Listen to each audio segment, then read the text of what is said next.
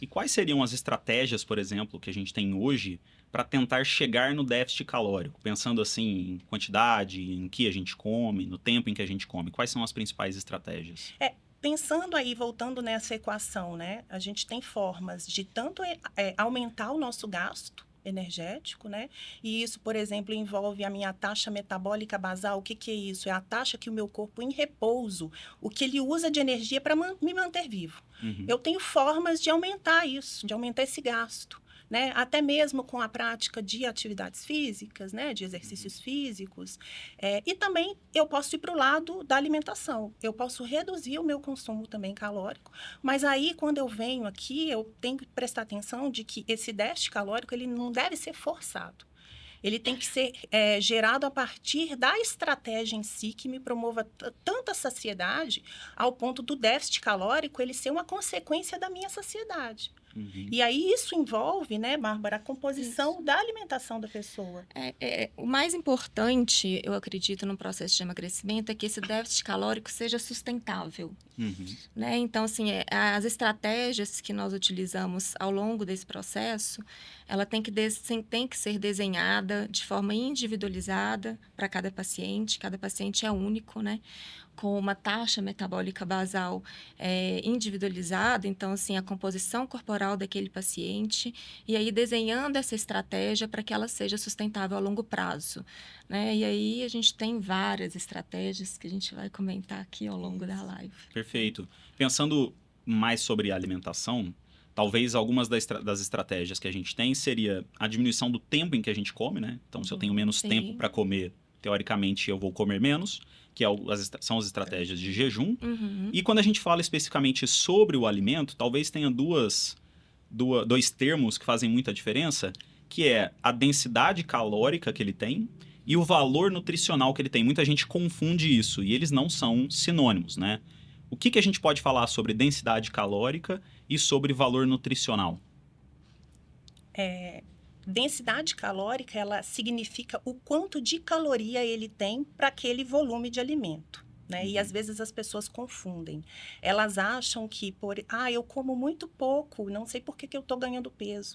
Na verdade, ela está se referindo ao volume ali, né? Às vezes é pouco alimento, mas que tem muita caloria condensada naquele pedaço, Uhum. né? E isso não necessariamente está se referindo à nutrição ou não, né? Dele estar tendo nutrição, tendo nutrientes naquele alimento que está ali pequeno, mas condensado em calorias, né? É o caso que a gente vê, por exemplo, de muitos alimentos ultraprocessados, Uhum. né? Que eles são geralmente desidratados, então perde fibra, perde água, e aí fica naquele espaço pequeno ali, condensado, muita caloria.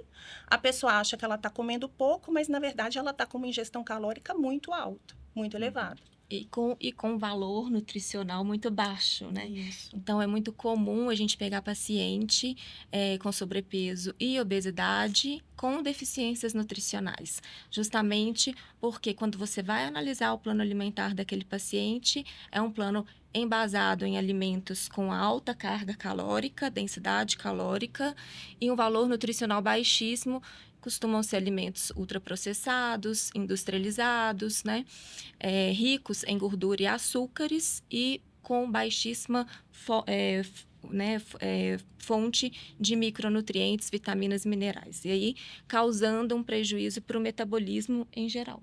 Né? Uhum. Que a gente precisa das vitaminas, dos minerais, como cofatores de quase todas as reações enzimáticas do nosso organismo. Perfeito. E talvez é interessante quando a gente junta as especialidades, tanto da nutrologia em si quanto da nutrição, porque existe ainda muita dificuldade para o médico sobre alguns tópicos, né? A gente tem muito pouco de nutrição dentro da faculdade. Sim. E talvez uma classificação extremamente relevante que foi feita no Brasil, que é a classificação nova, né? Que mudou um pouco como os alimentos eles eram alocados dentro da pirâmide tradicional americana, né? Em que a gente se baseava mais no macronutriente, e aí teoricamente entrava ali carne e ultraprocessados à base de carne, que eram fontes de proteína, entravam no mesmo degrau.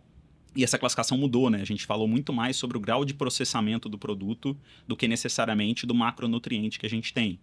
E aí, como vocês falaram, normalmente o ultraprocessado ele costuma ser muito mais palatável, ele costuma ser rico em calorias, né? Tem uma densidade calórica, então pouca coisa que eu como já tem uma quantidade de calorias muito grande.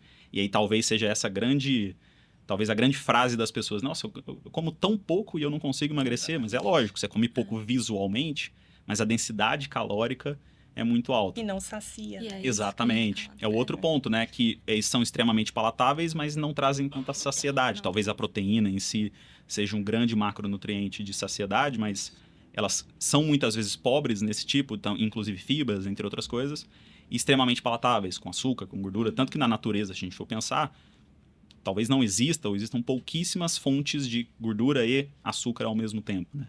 Inclusive, pensando na nossa época de caçador, coletor, não era tão fácil assim encontrar frutas doces, que talvez sejam ali dentro da parte da nossa pirâmide de alimentação arcaica, né?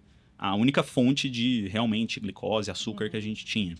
Então é muito interessante conversar sobre isso. A gente falou aqui sobre calorias e falou sobre macronutrientes, né? Existe uma diferença entre as calorias que a gente come ou toda caloria é igual? Bom, uma caloria, toda caloria. O problema, aliás, a diferença que existe é entre os macronutrientes. Então, quando você fornece uma caloria pela proteína, então, 1 grama de proteína vai te fornecer 4 calorias. Quando você fornece 1 grama de lipídio, de gordura, vai te fornecer 9 calorias. E carboidrato semelhante à proteína, 1 grama, 4 calorias. O que a gente pode falar? Existe o efeito térmico do alimento. Então, assim, quando você ingere proteína, uma parte dessas calorias será gasta com o próprio processo digestivo dessa proteína, cerca de 20 a 30%, né? Enquanto que, por exemplo, quando você ingere lipídio, você não gasta praticamente nada daquela caloria para processar o lipídio.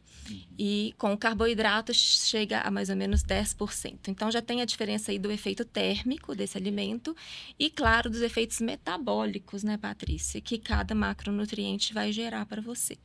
Então, a gente sabe que a proteína te traz mais a saciedade, né? Que os carboidratos, principalmente as fibras ali, também te trazem mais saciedade, diminuem o pico de insulina, né? Então, a gente pode falar, então, que nem todas as calorias são iguais quando a gente coloca ali na distribuição dos macronutrientes dentro do nosso plano. Eu gosto de falar para os meus pacientes que alimento, comida, é informação para o corpo. Né? Então, quando ele come 500 calorias de frango com vegetais, isso vai dar uma informação, vai levar uma mensagem para o nosso corpo muito diferente de 500 calorias de biscoito. Né? A partir do momento... Quando ele olha só a caloria como uma unidade de energia, na visão dele é igual. Mas a partir do momento que aquilo está no meu corpo, esse alimento ele vai mandando informação ali dentro de diversas formas, né? Então, é sempre tentar ver o alimento como algo que está levando uma mensagem para o meu corpo. Isso é importante, né? Tirar o foco das calorias. O próprio Dr. Souto, ele diz uma frase que eu gosto muito, que as calorias, elas contam, mas você não precisaria ter que contá-las. Né? Então, as calorias, elas são importantes, mas a gente não precisa ficar focadas nela. Né? A qualidade do alimento ele vai ser mais importante. Perfeito. Quando a gente já falou um pouco sobre alimentação em si, né? E talvez, ainda que seja emagrecimento o grande tema da nossa conversa, a gente tem que falar também sobre obesidade, né? Que, teoricamente, é o que geralmente leva as pessoas a terem que perder peso. Qual é a gênese da obesidade em si? Lógico que ela é multifatorial, né? Mas como é que a gente pode colocar como principais fatores que levam o indivíduo à obesidade hoje em dia? O principal fator é a gente entender que existe no nosso sistema nervoso central, no nosso cérebro, né, um núcleo que regula a saciedade e a fome. Né? Então, a gente tem que entender que a obesidade, ela hoje é uma doença crônica, né? Assim como o diabetes, a hipertensão. E é uma doença crônica porque existe uma desregulação nessa homeostase, dessa sinalização, né, de fome e saciedade lá no nosso sistema nervoso central. Então, essa compreensão ela é importante até para guiar a nossa discussão em relação ao tratamento, né? Bom, a obesidade ela é multifatorial. Então, existe componentes genéticos, né, já muito conhecidos, e a cada dia que passa a gente conhece mais genes envolvidos. A gente pode falar que ela é poligênica, né, porque existem vários genes com vários, para ficar numa linguagem mais simples, né, com várias intensidades ali em cada um deles. Então, realmente é uma fotografia individualizada, essa influência genética, mas a gente vê sim esse componente genético muito importante quando a gente vai fazer, por exemplo, uma história familiar da obesidade. Você questiona pai, mãe, obesos, né? Geralmente vem a história positiva, a história familiar positiva. Mas existe o componente muito importante de ambiente, né? Então, o ambiente onde o indivíduo está inserido. Então, quando você pega nos asiáticos, a população asiática, né? Que tem uma obesidade ali, uma prevalência de obesidade menor. Quando você pega esse asiático, leva para uma cultura ocidental, essa população apresenta ganho de peso semelhante à cultura ocidental. Então, a gente percebe a influência do ambiente também na gênese da obesidade. E, claro, que a gente não pode deixar de falar também no fator de saúde psíquica, né? Da saúde mental ali. Existe também um grande componente, né? Então, assim, um dos fenótipos da obesidade, que é o comer emocional, está muito relacionado também com a prevalência das doenças psiquiátricas, ansiedade, depressão. Então, realmente, para a gente entender a complexidade dessa doença crônica, também o tratamento igualmente vai ser complexo, né, Patrícia? E quando a gente fala, você falou bastante sobre a parte de cima do nervoso central, né, que teoricamente é o núcleo criado do hipotálamo, que faz principalmente essa regulação que a gente tem, existe um problema que é a diferença entre a obesidade no sentido... Muita gente acha que a gordura periférica é a grande responsável pelo processo de obesidade em si, né? E a gente sabe que não, aparentemente é realmente aquela gordura mais central, mais abdominal, que está relacionada a todo o processo de inflamação crônico que a obesidade traz e, consequentemente, essa mudança no padrão de saciedade que a gente tem, né? Várias sinalizações e até muitos termos que às vezes ficam um pouquinho muito difundidos e perdem um pouco da importância que eles têm, que são, por exemplo, o eixo intestino, sistema nervoso central. O pessoal acaba usando muito e isso perde um pouco do sentido, mas realmente, né? Várias coisas que são produzidas, hormônios produzidos no nosso intestino, que são consequência da alimentação, vão influenciar não só localmente, mas também no nosso sistema nervoso central, né? Sim. Inclusive, vários medicamentos vão atuar nesse tipo de atuação. E essa outro, talvez, que também ficou muito difundido, que é a inflamação, né? Ah, eu estou inflamado e tudo mais. O que a gente sabe é que a inflamação da obesidade, ela existe, tanto que a gente consegue dosar vários fatores inflamatórios que estão aumentados, mas ela é muito diferente da inflamação de, sei lá, uma tendinite ou ao bater o joelho em algum lugar, fazer um corte. É uma inflamação completamente diferente, uma inflamação crônica que vai causar muito mais uma alteração metabólica do que necessariamente o tratamento daquela lesão em si. Mas, muito bem. E a gente falou, por exemplo, vocês citaram sobre o comportamento em si nesse processo de ganho de peso, né? O quão importante é esse fator do comportamento quando a pessoa começa a ganhar peso? A gente já entendeu que a obesidade não é só uma questão de falta de força de vontade e tudo mais, porque existe uma inflamação, uma alteração que, inclusive, perdura por muito tempo. Qual é o papel do comportamento nesse processo de ganho de peso? É crucial, mas eu vejo essa questão do comportamento, a gente tem que avaliar sobre vários cenários. Você mesmo falou aí os dados atuais do Atlas Mundial da Obesidade, que na população brasileira, cerca de 70% das pessoas já estão com sobrepeso ou obesidade. E aí, quando a gente vê esse número alarmante, a gente não pode colocar como culpa do indivíduo, né? Então, quando vem a questão do comportamento, sim, ele é importante, mas é preciso separar essa parte que a culpa, né, o estigma que a pessoa com sobrepeso e com obesidade, essa pessoa geralmente carrega como sendo, o que me falta é força de vontade para comer menos, para me exercitar mais. Não, como a Bárbara falou, é uma doença, é uma condição crônica, multifatorial, que não pode ser levada como tratamento apenas à força de vontade da pessoa. Então, em primeiro lugar, quando a gente fala em comportamento, é separar a culpa como ela não sendo parte do tratamento dessa pessoa.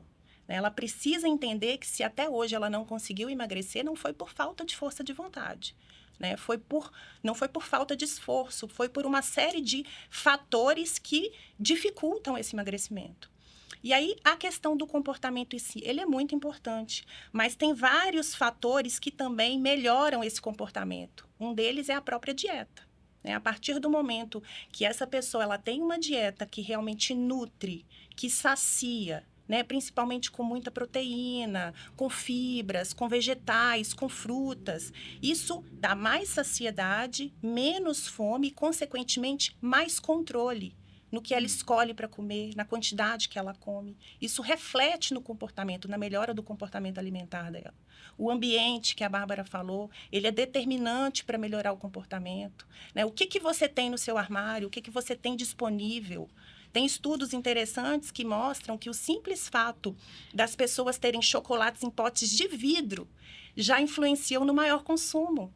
Talvez se ela não puder tirar de casa, que ela esconda do campo de visão dela, isso já melhora o comportamento alimentar, né? E também as emoções, que são importantes. A pessoa ela precisa ter formas de regulação emocional que não envolvam apenas comida, né? Ela tem que encontrar formas mais saudáveis para lidar com o tédio, com o estresse, com a raiva.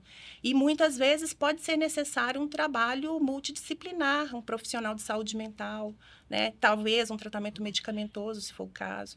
Então, veja que o comportamento ele abarca muitas questões que vão muito além da força de vontade, que é o que geralmente a gente apenas resume, né? A sociedade resume como esforço. Perfeito. E é até interessante que você falou, né, Bárbara, da parte genética em si. Ainda que existam, lógico, genes associados à obesidade, se a gente for pensar como raça humana, nossos genes não mudaram tanto assim nos últimos 200, 300 anos, né? Sim. O que mudou muito, e como você falou, se a gente traz uma pessoa de uma cultura diferente, que tem uma dieta diferente, traz ela para o Ocidente, traz ela para uma influência importante, esse ambiente faz com que ela ganhe peso. Então, talvez aí o ambiente seja realmente o que mudou muito no nosso dia a dia e foi o responsável por aumentar tanto assim a incidência do sobrepeso e da obesidade, né? Sim, hoje nós temos uma disponibilidade de alimentos muito maior, né, nas últimas aí 4, 5 décadas. Antes, né, disso, a gente se preocupava com a desnutrição. Então, Exato. até pouco tempo atrás, dá uma mudança epidemiológica muito grande para a gente. Então, a gente tinha um olhar todo cuidadoso com a desnutrição infantil. E hoje a gente já se preocupa com a obesidade infantil, né? Exatamente. Patrícia, então isso é super importante a gente falar também, porque o que a gente está percebendo nos consultórios é essa alta prevalência da obesidade entre as crianças e os adolescentes, e muitas vezes não sendo cuidada, né, sendo negligenciada, porque a gente ainda traz aquela cultura de que crianças saudáveis são crianças, bebês mais fortinhos, né? Então, assim, a gente tem que, então, entender que realmente a gente tem hoje uma disponibilidade de alimentos muito maior e alimentos industrializados, ultraprocessados, com essa carga calórica muito grande numa pequena porção, e isso está também afetando as nossas crianças, inclusive. Se a gente for pensar até de uma forma econômica, né? Existem a incidência de obesidade, sobrepeso, inclusive em pessoas com classe social mais baixa, tem aumentado muito. Sim. E isso vem muito dessa disponibilidade de coisas até relativamente baratas, mas que tem uma densidade calórica altíssima e um valor nutricional muito ruim. Então, as pessoas podem estar obesas e, ao mesmo tempo, tendo deficiências nutricionais, por exemplo, importantes. Então, a gente mudou, lógico, que ainda existe desnutrição em si, baixo peso, é uma coisa que, infelizmente, acontece, mas a gente tem observado essa mudança, inclusive nos próprios ultraprocessados, né? A gente imagina, poxa, na década de 60, 70 nos Estados Unidos, comia-se tanto ultraprocessado quanto a gente come hoje. Agora, será que não mudou o tipo de ultraprocessado? Será que a gente não mudou a composição do ultraprocessado durante todo esse tempo? Até os próprios alimentos que a gente tem hoje em natura, como as frutas, elas são muito diferentes das frutas que a gente comia 100, 150 anos, ou até muito mais tempo atrás. Porque elas foram modificadas para ser o quê? Cada vez mais palatáveis, durarem mais tempo. Então, isso tudo traz um certo cuidado, né? Sim. Então, em relação às frutas, é muito Engraçado a gente perceber, né? Porque então a gente vem com a discussão da dieta do Mediterrâneo, por exemplo, que é uma das melhores dietas que a gente tem descritas e estudadas aí. E eles são consumidores ávidos de frutas, verduras e legumes, né? Mas as verduras, as frutas e os legumes da época, né? Então, hoje nós temos uma disponibilidade de frutas ao longo de todo o ano, né? Com a importação de frutas de todos os lugares e países, e frutas que realmente, assim, vão melhorando a genética dessas plantas, né? Com um teor de frutose muito maior. Isso realmente tem acontecido e é um dos fatores que pode justificar também esse aumento de prevalência da obesidade.